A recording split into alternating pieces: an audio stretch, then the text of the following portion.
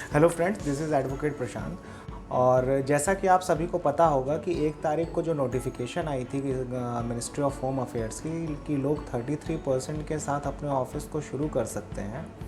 तो उसके बाद से एक क्वेरी जो मेरे पास आ रही है और जिस तरह के केसेस भी आ रहे हैं कि जो कमर्शियल प्रॉपर्टीज़ हैं, कमर्शियल बिल्डिंग्स हैं, उसके अंदर जो लोगों के ऑफिसेज़ हैं, उसमें जो बिल्डिंग मैनेजमेंट की जो कंपनी है वो लोगों से फुल मेंटेनेंस चार्ज मांग रही है उस पीरियड का जिस पीरियड में कंप्लीट लॉकडाउन था, और उसके बाद अभी भी फुल मेंटेनेंस चार्ज मांग रही है। तो क्वेरी ये है लोगों की कि क्या ऐसे पीरियड में इन पीरियड्स का मेंटेनेंस चार्ज देना उनके लिए अनिवार्य है कि नहीं। Simply put the question is that कि वेदर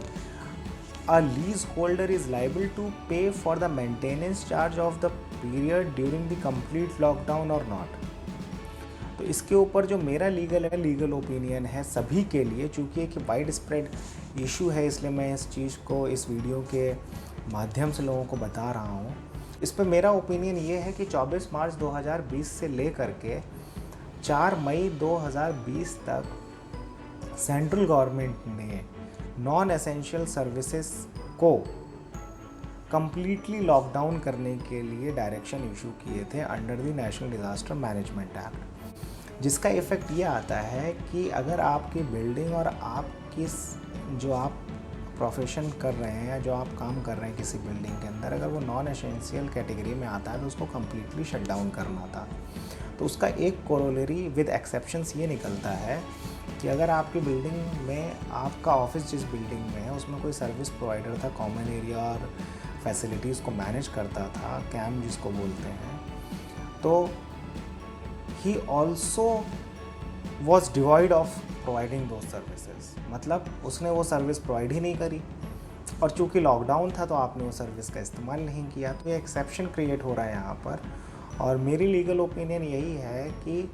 एक impossibility to perform the contract की सिचुएशन यहाँ पर अराइज हो गई,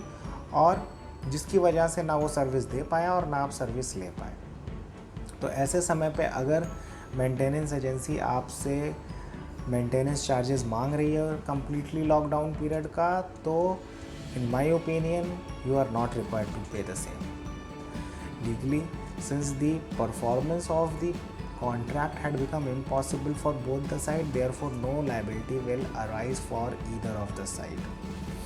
अभी जो दूसरी नई बात आ रही है कि गवर्नमेंट ने 4 तारीख से 33% के साथ अलाउ किया था कमर्शियल ऑफिस स्पेस को चलाने के लिए, और आपके भी स्टाफ को कहा गया था कि आप 33% के साथ काम करेंगे। तो यहाँ पर भी एक इम्पॉसिबिलिटी हुई थी कि आप 33% के बियॉन्ड नहीं कर सकते, तो आपका जो मेंटेनेंस चार्ज लगेगा वो भी 33% ही लगना चाहिए। और 17 तारीख के बाद जो भी आएगा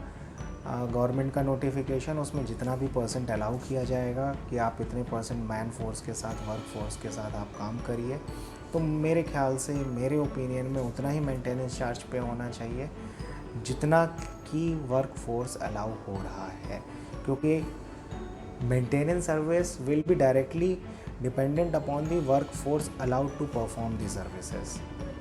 और आपका भी अगर ऑफिस किसी एक लिमिटेड वर्कफोर्स के साथ काम कर रहा है तो डेफिनेट सी बात है वो सर्विसेज का भी यूटिलाइज उतने ही प्रोपोर्शन में करेगा।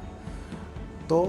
जो 2 बात मैं इस वीडियो से कहना चाहता हूँ वो है, नंबर 1 कि लॉकडाउन के पीरियड के समय का मेंटेनेंस चार्ज एप्लीकेबल नहीं होगा। नंबर 2,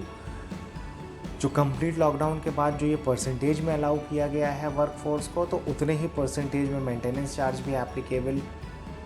होगा या होना चाहिए जितना कि वर्कफोर्स अलाउ किया गया है। यहाँ पे इम्पॉसिबिलिटी ऑफ कॉन्ट्रैक्ट का प्रोविज़न चलेगा, डेफिनेट सी बात है, और अलग प्रोविजंस के साथ। तो आप इस बात से आश्वस्त रहें, और अगर आपको मेंटेनेंस एजेंसी परेशान कर रही है तो आप उसके खिलाफ लीगल एक्शन ले सकते हैं। Thank you for watching this video.